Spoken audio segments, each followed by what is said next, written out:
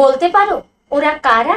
বেঁচে আছে আধমরা, গৃহহীন জমিহীন, জুটে নাকো দুটো ভাত, ভগ্ন শরীর নিয়ে ভিক মাগে ফেলে হাত। প্রিয় দর্শক শ্রোতারা, বিটিভি ত্রিপুরার পর্দায় আপনাদের সকলকে স্বাগত জানাই। আমি সীমা। আজকে এই যে কবিতার দুটো লাইন পড়লাম, সে দুটো লাইন হচ্ছে রাজ্যের বিশিষ্ট সাহিত্যিক, নাট্যকার, কবি শ্রদ্ধেয় সুধীন দাশগুপ্তের লেখা। আজকে আমাদের স্টুডিওতে আমন্ত্রিত অতিথি হয়ে এসছেন এই গুণীজন। আপনাকে স্বাগত জানাই আমাদের স্টুডিওতে। ধন্যবাদ। আমি একটু করে যদি ওনার পরিচয়টা আপনাদের সামনে তুলে ধরি, আপনারা সকলেই চেনেন ওনাকে, তারপরেও আমি একটুখানি বলছি। ত্রিপুরা রাজ্যের নাট্য আন্দোলনে অংশ নিয়ে সুধীন দাশগুপ্ত অনেক দিন ধরেই কাজ করে চলেছেন। নাট্যচর্চা, মঞ্চে অভিনয়, নাট্য পরিচালনা, নির্দেশনায় তার দক্ষতা ইতিমধ্যে আগরতলার নাট্যপ্রেমী মানুষদের মধ্যে সাড়া ফেলেছে। পাশাপাশি তিনি কবিতাও লিখছেন, আর এই কবিতার জন্যই আজকে আমরা ওনাকে আমাদের স্টুডিওতে আমন্ত্রণ জানিয়েছি। একসময় সাহচর্য পেয়েছেন কলকাতা ও আগরতলার বিশিষ্ট অভিনেতা ও নাট্যকারদের।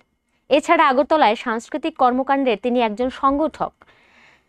তার লেখা স্বপ্নকুটির নাটিকা প্রথম ছাপা অক্ষরে প্রকাশিত হয়েছে আন্তর্জাতিক সাহিত্য সংবাদ বিষয়ক পত্রিকা নগরপথ-এ।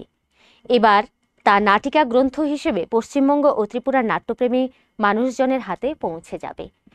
তো আপনারা ওনাকে খুব ভালো করেই চেনেন, জানেন, তবু আমরা বিটিভি ত্রিপুরার পর্দায় আরও একবার আপনাদেরকে মনে করিয়ে দিচ্ছি। আবারও স্বাগত জানাই। আমরা খুব ধন্য হয়েছি আপনাকে পেয়ে। শুনে নেব প্রথমেই আপনার বেড়ে ওঠা কোথায় হয়েছে, সেটা আমরা জেনে নেব। আমি প্রথমে দর্শকবৃন্দকে আমার প্রণাম, এবং আজকে আমি বিটিভির আমন্ত্রণে এই স্টুডিওতে উপস্থিত হতে পেরে আমি খুব আপ্লুত। পাশাপাশি এমন একজন সঞ্চালিকা আমার সামনে বসে আছেন, তাকে আমার অন্তঃস্থল থেকে ধন্যবাদ জানাচ্ছি। নমস্কার। আর আপনি প্রশ্নটা করলেন যে কোথা থেকে বেড়ে উঠলাম। আসলে আমার জন্ম কলকাতা বেলেঘাটা হসপিটালে, ওখানে আমার জন্ম। ওখান থেকে আমি 10 মাস বয়স পর্যন্ত বেড়ে উঠেছি। তারপরে আমি কলকাতা থেকে ত্রিপুরায় আসি আমার বাবার চাকরি সূত্রে। সেখান থেকে আমার আস্তে আস্তে ত্রিপুরাতে আমার বড় হওয়া, বেড়ে ওঠা। মানে জন্মটা যদিও ওয়েস্ট বেঙ্গলে, কলকাতায়, কিন্তু বড় হওয়াটা এখানে। কিন্তু 10 মাস ওখানে বেড়েছিলাম। 10 মাস পর আমি এখান থেকে আজকে পর্যন্ত এই 75 বছর বয়স পর্যন্ত এখানে বেড়ে উঠেছি। সেটা আমাদের পরম সৌভাগ্য। আমরা ত্রিপুরাবাসীর জন্য পরম সৌভাগ্য। লেখালেখির জগতে কবে থেকে আসা? আসলে লেখালেখির জগতে প্রথম এই চিন্তা ভাবনা আমার ছিল না। আমি প্রথম 1959 সালে আমি প্রাথমিক বিদ্যালয়ে যখন পড়ি, তখন আমি প্রথম নাটক করি শেয়ালু সারস। সেখান থেকে নাটক করার পর একটা নাটক সাহিত্যের প্রতি আমার একটা ধারণা বা একটা ইচ্ছা, প্রবণতা আমার জাগলো। তারপরে যখন 1975-76 তখনই আমি নাটক নিয়ে চিন্তা ভাবনা, নাটক নিয়ে লেখা, তারপরে নাটকের সঙ্গে আরও তীব্রভাবে জড়িত হওয়া, বিভিন্ন দূরদর্শনে বিভিন্ন ধরনের শর্ট ফিল্ম, তারপরে serial, in house programme, loyalty programme, প্রসার ভারতীর প্রোগ্রামও আমি করলাম। এবং বিশেষ করে আমার এই ব্যাপারে আমি অশেষ কৃতজ্ঞতা জানাবো আমাদের ত্রিপুরার স্বনামধন্য সাংস্কৃতিক ব্যক্তিত্ব, জাতীয় পুরস্কার প্রাপ্ত অগ্নিকুমার আচার্য মহাশয়। তিনি একাধারে কবি, একাধারে নাট্যকার, একাধারে চিত্র পরিচালক, একাধারে নির্দেশক, অনেক কিছুই ওনার মধ্যে অনেক গুণের সমাহার। ওনার কাছ থেকেই আমি আস্তে আস্তে সাংস্কৃতিক দিক থেকে বা সাহিত্যের দিক থেকে আস্তে আস্তে এগোতে লাগলাম। যাই হোক, কবিতায় তখন আমি চিন্তাও করিনি, কবিতার কথা ভাবিও নি, নাটক নিয়েই থাকতাম। একদিন হঠাৎ আজকে থেকে ধরুন 2012 বা 13, তখন দুর্গাপূজার প্রাক মুহূর্তে এমনি রিহার্সাল করছিলাম, একটা বসে একটা কবিতা লিখলাম। স্যারকে বলো স্যার এটা লিখলাম, দেখুন তো কেমন হয়েছে। বলছে বেশ ভালো, তো ভালো হয়েছে, তুমি লেখো। ওই থেকে আমার ইন্সপায়ারেশন, ওই থেকে আমি আস্তে আস্তে না কবিতায় কলম ধরতে লাগলাম। যদিও আমি এত বড় কবি হয়ে উঠিনি, কবিতা শুরু করেছি, বেশি বছর হয়নি, তবে কবিতা ভালো লাগে, কবিতা সাহিত্যটা আমার কাছে খুব ভালো লাগছে এবং তাই এখন করে যাচ্ছি। আচ্ছা, তার মানে লেখালেখি শুরুটাও হয়েছে নাটক দিয়ে। নাটক তো আলাদা জিনিস ছিল, মানে নাটক সাহিত্যটা নাটকে লিখতে লিখতে নাটক লিখতে কবিতাটা হঠাৎ করে ওই স্যারের সাথে আলাপ আলোচনায় যখন উনি দেখেছেন, তখন উনি আমাকে উৎসাহিত করেছেন, তুমি কবিতা লেখো। বাহ, খুব ভালো। ওনার প্রতিও শ্রদ্ধা জানাই, কারণ কি আমরা তো নাট্যকার হিসেবে আপনাকে চিনি জানি, সে ঠিক আছে, নাটক আপনি লিখেন এবং সবকিছু আমরা জানলাম, কিন্তু একজন কবি হিসেবে যে প্রকাশিত হওয়া, সেটার জন্য উনি আপনাকে উজ্জীবিত করেছেন বা উৎসাহ দিয়েছেন, তার জন্য আমরা আরো মানে কবিতার জগতেও আমরা আরেক সম্পদ পেয়েছি। তো সেই জন্য ওনার প্রতিও শ্রদ্ধা জানাই আবারও। একটা কবিতা শুনে নেব। যে কবিতাটা আমি লিখেছিলাম, যেটা অগ্নিবাবু দেখে বলছে তুমি কবিতা লেখো, এটা পুজোকে নিয়ে, পুজোর আগে মনে করতে আমি এটা পড়ে শোনাচ্ছি। প্রথমে কোথায় বের করছি তা তো বলবো না।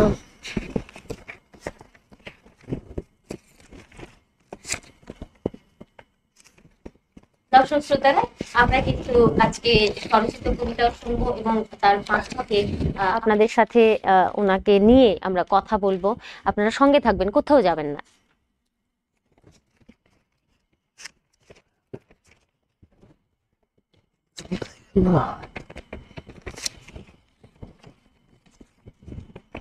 আমি একটু বের করে নিচ্ছি, সময় চেয়ে নিচ্ছি।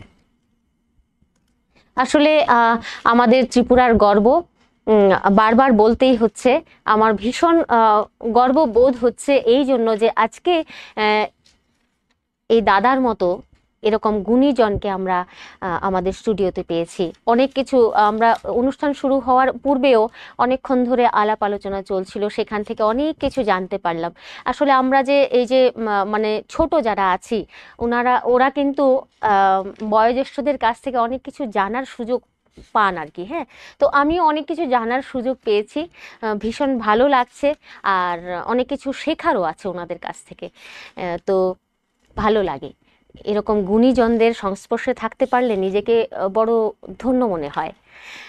তো আমরা শুনবো, কবিতা শুনবো, স্বরচিত কবিতা শুনবো। নাটক তো তিনি লিখেনি, নাটক তো অনেক বড় হয়, সেগুলো তো আর শোনা সম্ভব না, কিন্তু আমরা কবিতা শুনবো, আপনারা সঙ্গে থাকুন।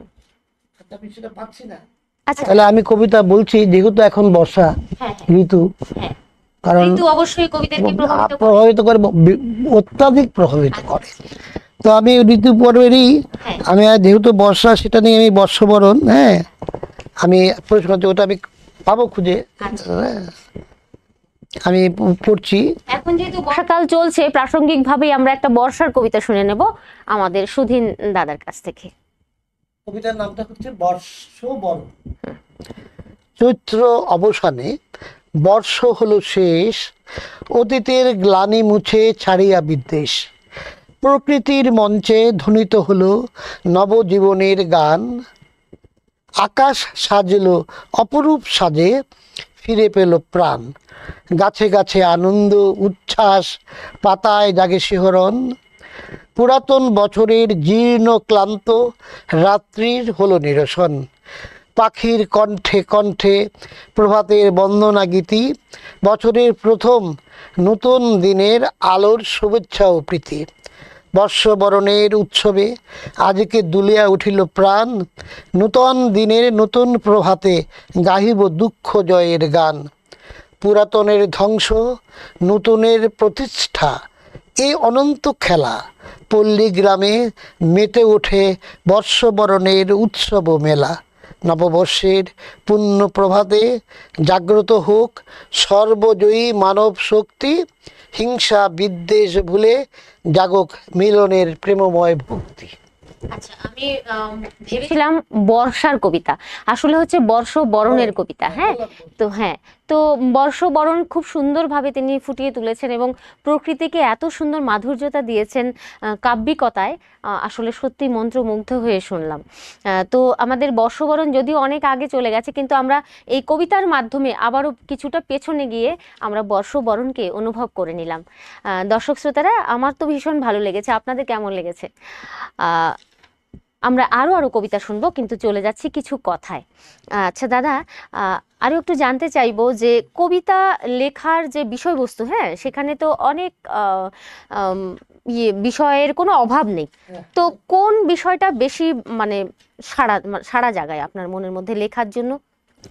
কি সামাজিক অবক্ষয় নাকি প্রকৃতি? না না, প্রকৃতিও আমাকে ডাকে, আবার এই সমাজ জীবনের অবক্ষয় তো পাশাপাশি আছে। আসলে বাস্তব ঘটনার নিরিখে আমার কবিতা লিখতে ভালো লাগে। আমি ওইটাকেই বেছে নিই, যেটা আমার সামনে ঘটছে বা আমি দেখতে পাচ্ছি, আমার চোখের সামনে ঘটে গেল, ওইটা দিয়ে আমি কবিতাটা লিখতে বড় আগ্রহী আর কি। মানে বাস্তব সম্মত যে বিষয়গুলো থাকে, তো সেখানে কি, আচ্ছা, সেখানে কি আমাদের ত্রিপুরার যে প্রকৃতি, ত্রিপুরা তো অরণ্য বনানী রয়েছে অনেক, হ্যাঁ, অরণ্য সংকুল জায়গা, তো সেখানে পার্বত্য ত্রিপুরা বলাই হয়ে থাকে, পার্বত্য ত্রিপুরা। তো সেক্ষেত্রে কি এই পার্বত্য ত্রিপুরা আপনাকে কখনো নাড়া দিয়েছে? হ্যাঁ, নাড়া দিয়েছে, হ্যাঁ নাড়া দিয়েছে, আছে, লেখাও আছে।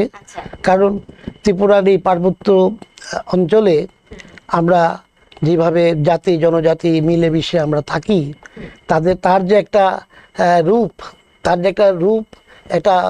এটা বলে বোঝা যায় না। তার যে একটা আনন্দ, একটা তৃপ্তি, আমাদের ত্রিপুরার যারা আছি তারা আমরা মর্মে মর্মে এটা উপলব্ধি করি।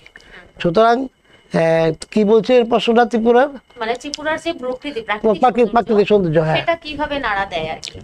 ত্রিপুরার প্রাকৃতিক সেই পাহাড়ি বলুন, সমতল বলুন, চারিদিকে যে সুন্দর সবুজ বরানি, চারিদিকে তার মাঝে মাঝে ছোট ছোট নদী, বিভিন্ন আঁকা বাঁকা নদী, লংথরাই থেকে শুরু করে শুধু সবটাই তো সৌন্দর্যে ভরা। তো আমরা আকর্ষিত হই, তার জন্য প্রচন্ড আকর্ষিত হই, তখন আপনি যেন কবিতা লিখতে মন চায়, কবিতা চলে আসে। আমি এই যে এই কবিতা দেখেছিলাম আপনার, এই যে সবুজ বনানী ত্রিপুরা, হ্যাঁ হ্যাঁ, এটা একটুখানি পড়েছিলাম, তো আমার খুব ভালো লেগেছে। সেই জন্যই আমার একটুখানি জানতে ইচ্ছে হলো যে কবিতাটা তো পড়লাম, দেখি উনি কি বলেন। বনানী ত্রিপুরা আমার মুখে চলে এলো, আপনি পেলেনি, আমি লিখেছি। ছোট হলেও আমাদের ত্রিপুরা রাজ্য কিন্তু অনেকগুলো দর্শনীয় স্থান রয়েছে, না? অনেক দর্শনীয় স্থান রয়েছে, ঊনকোটি পাহাড় রয়েছে, হ্যাঁ, মানে কবিতা লেখার মনে হয় উপজীব্য অনেক কিছুই রয়েছে নাকি? এখন বহুত উন্নয়ন হয়েছে, বিভিন্ন পর্যটনগুলো দেখুন, হ্যাঁ, খুব এখানে গেলেই যেন মনে হয় অনেক কিছু লিখি, অনেক কিছু মনে হয়। সাহিত্যিকদের জন্য একটা মনোরম দৃশ্য চারিদিকে আমরা দেখতে পাচ্ছি এখন। ঊনকোটি তো দারুণ, এটা তো একটা ঐতিহাসিক রয়েছে ঊনকোটিটা। আচ্ছা, আমরা পরে আরেকটা কি শুনবো? যেটা বলছিলাম, ওই যে যেটা আমি অগ্নিবাবুকে বলেছিলাম, এটা আমি তো মার্ক করে রেখেছিলাম, কিন্তু এখন খুঁজে পাচ্ছি না, কেন বুঝলাম না। আমি পেয়ে যাবো, আমি এটা আমরা অন্য কিছু শুনে নিই, ওটা না হয় আমরা অন্য আরেকদিন শুনে নেব। আমরা এখন হাতের কাছে যেটা পাই সেটাই শুনে নিই। আমাদের কাছে আমরা যারা দর্শকরা যারা রয়েছে ওপারে, তাদের কাছে আপনার প্রত্যেকটা কবিতাই অনন্য, প্রত্যেকটা কবিতাই সুন্দর, এবং আমি এখানে রয়েছি আপনার পাশে, আমার কাছেও মনে হবে যে আপনার প্রত্যেকটা লেখাই আমরা শ্রুতিমধুর হয়ে উঠবে আমাদের কাছে। আমরা যে কোনো একটা কবিতাই শুনবো, যেটা আপনি পড়ে শোনান সেটাই আমরা শুনবো।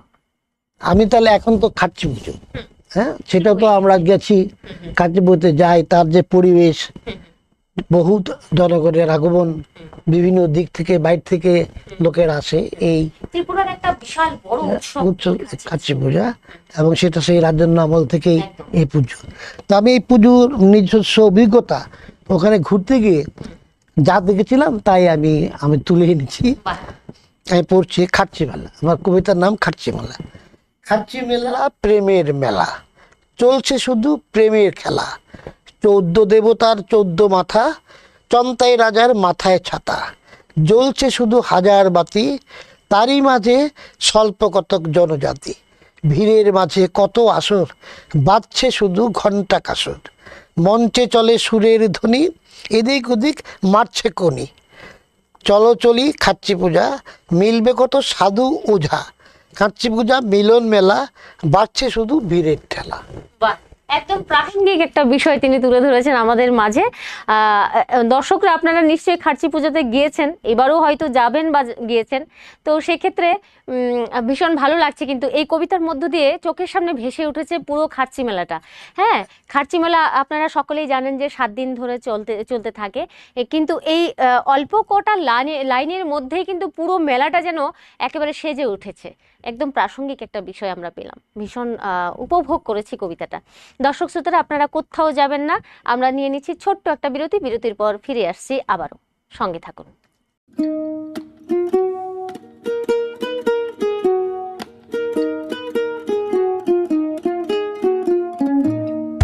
স্যার, স্যার,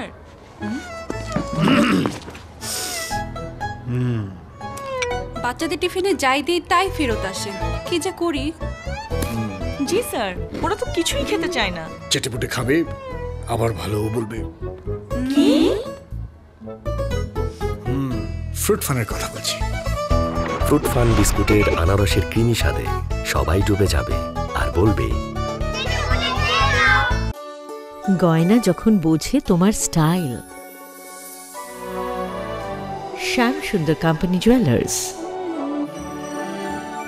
শেফদের পছন্দ সিস্টার মশলা, যা মডার্ন টেকনোলজি এবং স্বাস্থ্যসম্মত।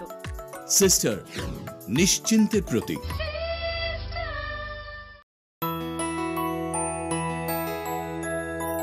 স্বাদে ভরা ঘিয়ের সুবাস লংতরায়, কি ভালো খেতে।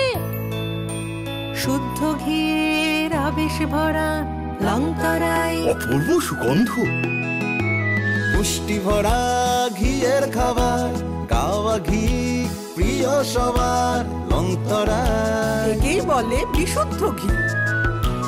বিশুদ্ধ ঘি নাম মনে রেখো লংতরায়। লংতরাই ঘি রোজ খাবারে তোমাকে চাই। লংতরাই, লংতরাই, লংতরাই।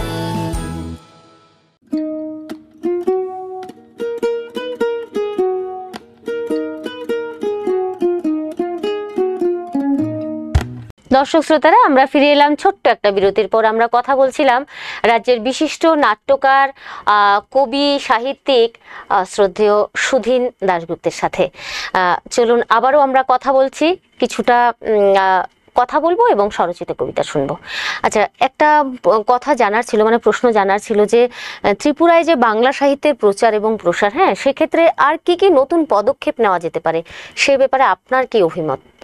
সে প্রসঙ্গে বলতে গেলে এসসিআরটি থেকে সাহিত্য বাণিজ্য বের করা হয়েছে। সে ক্লাস 9, ক্লাস 10, ক্লাস 11, ক্লাস 12, সেখানে বর্তমান বাংলা সাহিত্যের অবস্থা কি বা কী হচ্ছে সেটা এখান থেকেই সবচেয়ে বেশি ভালো করে জানা যাবে আমার থেকে।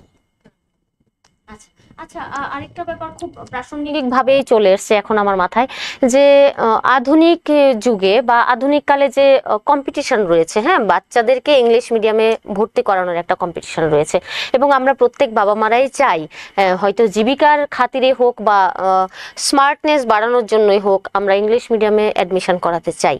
তো সেই ক্ষেত্রে বাংলা ভাষার ক্ষেত্রে, বাংলা ভাষা চর্চার ক্ষেত্রে কিছুটা কি অবনতি হচ্ছে? ঠিক হচ্ছে, কারণ আমাদের প্রত্যেক মা বাবাদের একটা ট্রেন্ড রয়েছে, ছেলে মেয়েদের আমরা যদি ইংলিশ মিডিয়াম স্কুলে পড়াই তারা ভালো ইংরেজ হয়ে যাবে। কিন্তু এদিকে যে ওরা মাতৃভাষা ভুলতে চলেছে সেই জ্ঞান তাদের নেই। তো আমাদের যারা মাতৃভাষার যে স্কুল, আমাদের বাংলা ভাষার যে বিদ্যালয়গুলো, এখান থেকেও তো অনেক বড় বড় ইঞ্জিনিয়ার, ডাক্তার, কবি অনেকেই হচ্ছে। তো সুতরাং ওই যে ইংলিশ মিডিয়ামে পড়াবো, যেটা বলেছ, ওই যে চাকরির জন্য, কাজের জন্য বিদেশি ইংরেজি ছাড়া চলে না, এসব কারণে। কিন্তু এটা ঠিক নয়। নিজের মাতৃভাষাকে সবচেয়ে বেশি কদর দিতে হবে, নিজের বাংলাকে জায়গা করে দিতে হবে, তার উপরে আর কিছু থাকে না। সুতরাং বাংলাকে আমাদের সম্মান করতেই হবে, বাংলা ভাষাকে, যেহেতু আমরা বাঙালি। এটার উত্তরণের পথটা কিভাবে? উত্তরণের পথ হচ্ছে এখন এই বাচ্চাদের উপর যে ইংরেজি বোঝা দিয়ে দেওয়া হচ্ছে, এখন মা বাবারা যদি কনসাস হন, সচেতন হন, তারা যদি মনে করেন যে আমার বাংলা স্কুলে আমার ছেলে পড়ালো যা হবে, ইংরেজি স্কুলে ছেলে পড়ালো তা হবে। যদি না হয় ইংরেজি স্কুলও হবে না, বাংলা স্কুলও হবে না।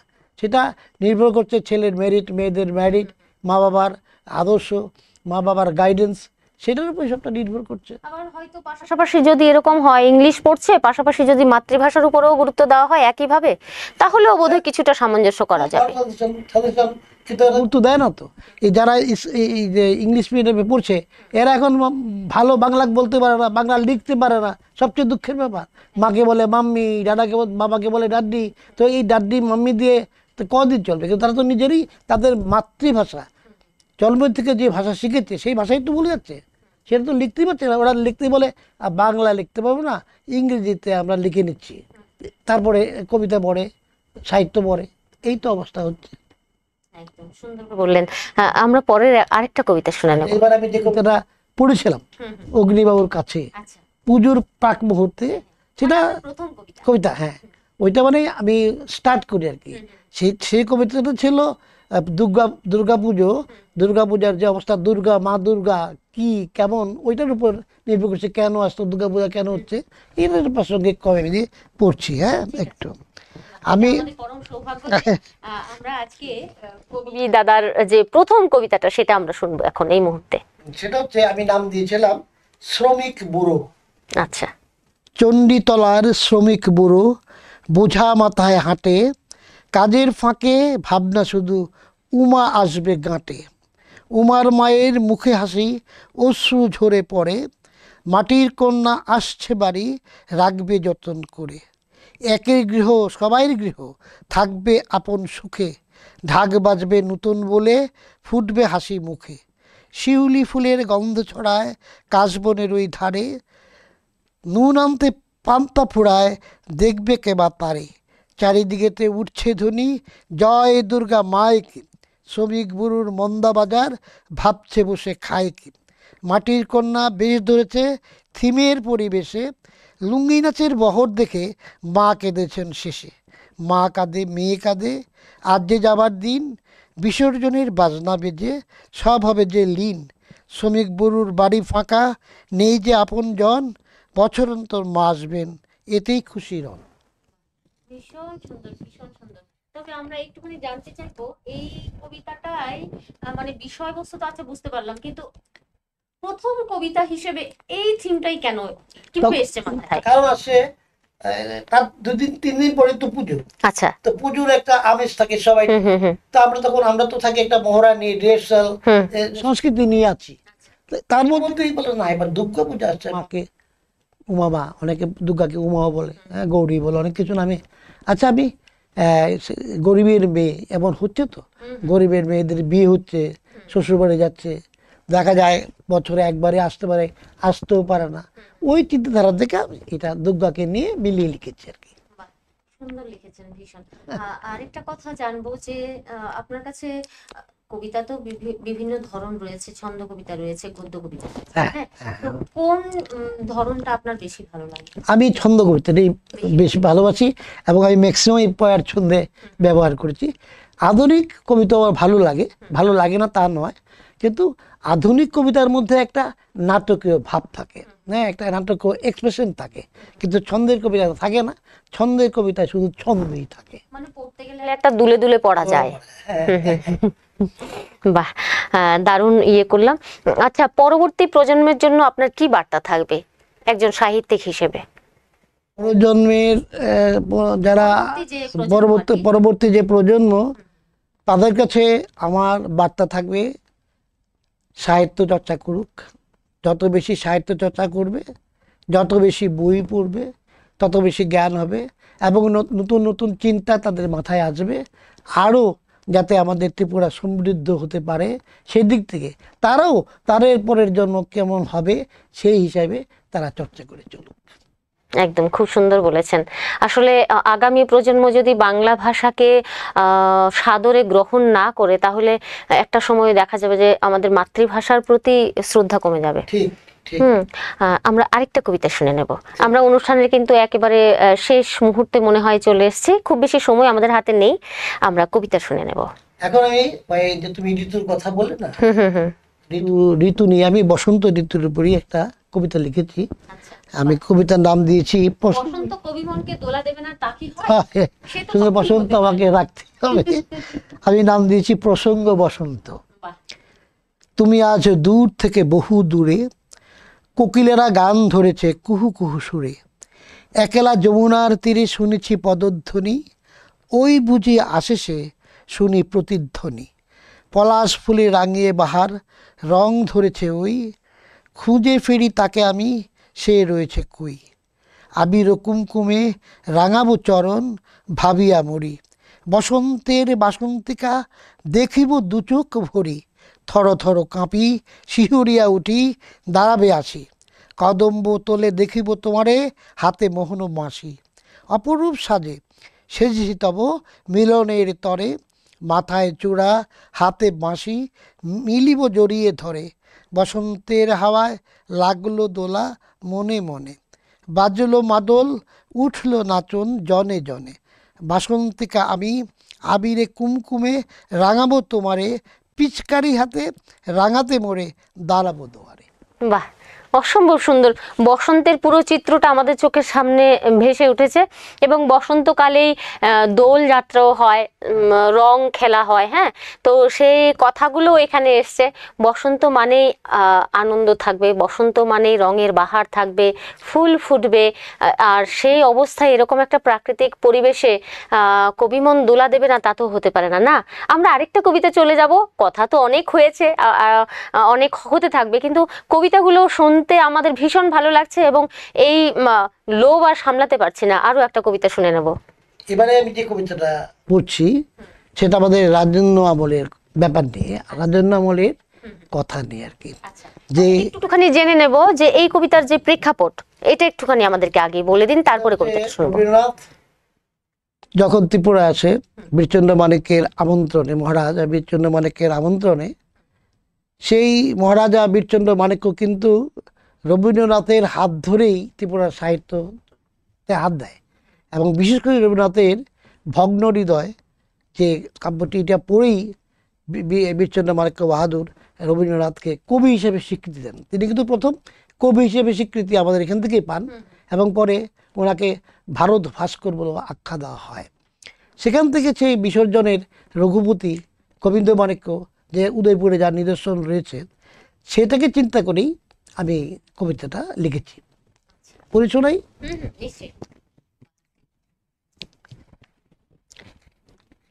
কবিতার নাম দিয়েছি ঐতিহ্যবাহী রাধাকিশোরপুর। একদা ত্রিপুরার রাজধানী ছিল রাধাকিশোরপুর।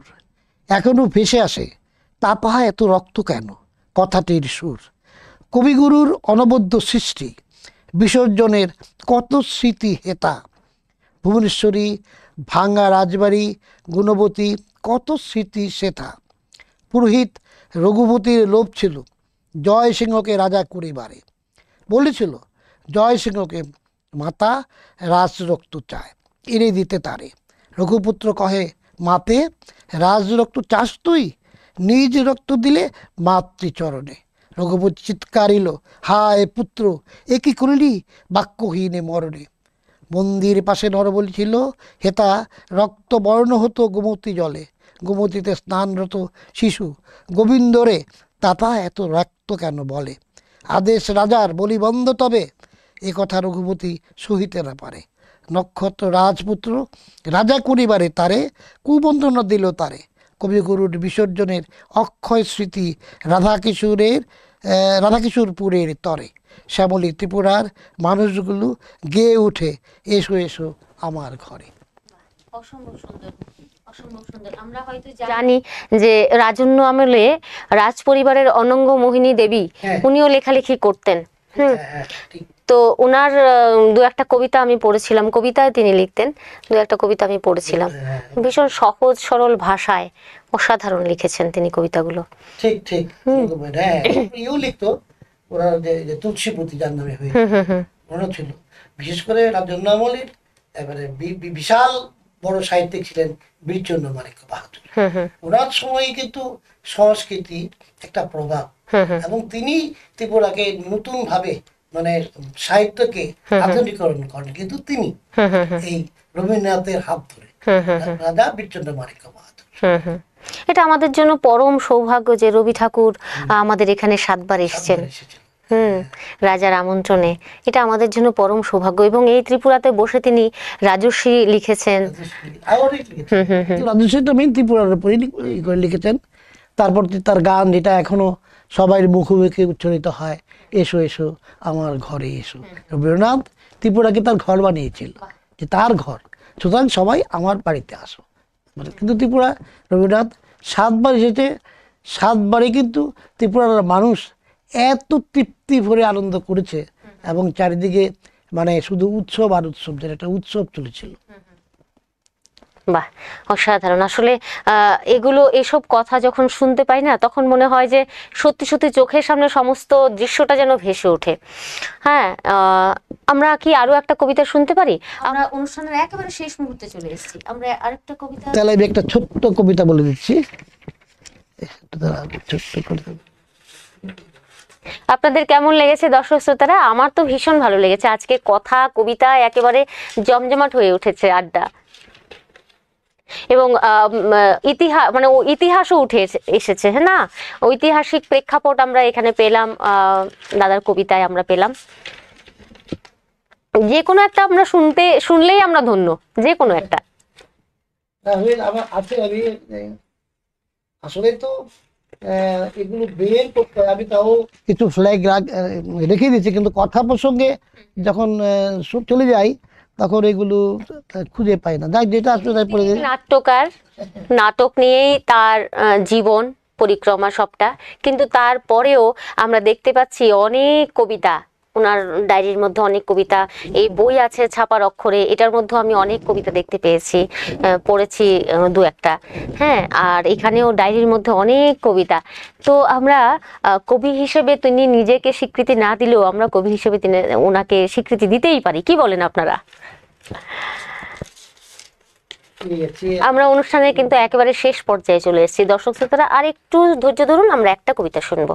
আমি একটা কবিতাই শোনাচ্ছি। এটা আমি এই যে আমরা দেখছি না রাস্তাঘাটে সেই কত বলি দেখতে পাচ্ছি পশুদের, তারাও তো প্রাণী না, তাদেরও তো প্রাণ থাকা দরকার, কিন্তু আমরা বিভিন্ন লোভের শিকার হয়ে তাদেরকে আমরা হত্যা করছি। সেই বিষয়ে এই যে রাস্তাঘাটে গেলে এই যে মোরগ সোরগ কাটাকাটি হচ্ছে, এগুলো থেকে আমার একটা চিন্তন, আমার মনে চিন্তন আছে। আমি কবিতার নাম দিয়েছি পাখি। আমি ছোট্ট কবিতা, এটা লাস্ট কবিতা আমি পড়ে শোনাচ্ছি। পাখি, ঘুমের পাখি জাগায়ও না আর, উঠিবে না কোনো দিন, ডাকিবে না বারে বার। জীবন স্রোতে বয়ে যাওয়া তাজা এক প্রাণ, ধরে তাকে কেটে নিয়ে করে খান খান। দেখেছিল আকাশ বাতাস আরও কত কিছু, জানতো কি আততাই নিয়েছে যে পিছু। নির্বোধ পশু পাখি বলিতব ললাটে, শোভা পায় কত ছবি আঁকে ছবি মলাতে। কত পাখি উড়ে চলে শোভা পায় গগনে, অবকাশ নেই তার, তৃপ্তির ছোঁয়া লাগে ভ্রমণে। সুখ বনে আছে কিছু, সুখ পাখি জানে না, বিদ্বেষ বিভাজনে সুখ কবু আসে না। অসাধারণ, অসাধারণ। বিদ্বেষ বিভাজনে সুখ কভু আসে না, এই যে লাস্ট লাইনটা, সেখানেই কিন্তু আমাদের এতক্ষণকার যে আলোচনা কথাবার্তা সমস্ত কিছুর এই লাস্ট লাইনটা দিয়েই কিন্তু মূল যে বার্তাটা তিনি কিন্তু দিয়ে দিয়েছেন। হ্যাঁ, কবিতার মধ্য দিয়ে, কাব্যিক দৃষ্টিভঙ্গিতে। তো এই বিদ্বেষ বিভাজন কখনো সুখ আনবে না। আমরা সকলে চাইবো বিদ্বেষ হিংসা সমস্ত কিছু দূরে সরিয়ে আমরা যেন আনন্দকে আমরা কাছে টেনে নিই, আমরা যেন ভাই ভাই হয়ে থাকি। হ্যাঁ, সেভাবেই হয়তো আমরা সুখ পাবো কবির ভাষায়। আপনি কি কিছু বলবেন আমাদের দর্শকদের উদ্দেশ্যে? দর্শকদের আমি আমার এই বিটিভিতে আমি এতক্ষণ কথোপকথন করলাম শিমলি চৌধুরীর সঙ্গে। আমার খুব ভালো লাগলো শিল্পী চৌধুরীকে এত সুন্দর প্রশ্নগুলি করার জন্য, এবং দর্শক শ্রোতাদের আমি আমার অন্তর থেকে আমি প্রণাম জানাই। আপনারা সবাই সুস্থ থাকুন, ভালো থাকুন, বিটিভির অগ্রগতি আরও হোক। দর্শক শ্রোতারা, আপনারা এতক্ষণ ধরে আমাদেরকে দেখছিলেন, সঙ্গ দিচ্ছিলেন, তার জন্য আপনাদেরকে হৃদয়ের অন্তঃস্থল থেকে কৃতজ্ঞতা এবং ভালোবাসা জানাই। এইভাবেই বিটিভি ত্রিপুরার পাশে থাকবেন, ভালো থাকবেন, সুস্থ থাকবেন। নমস্কার।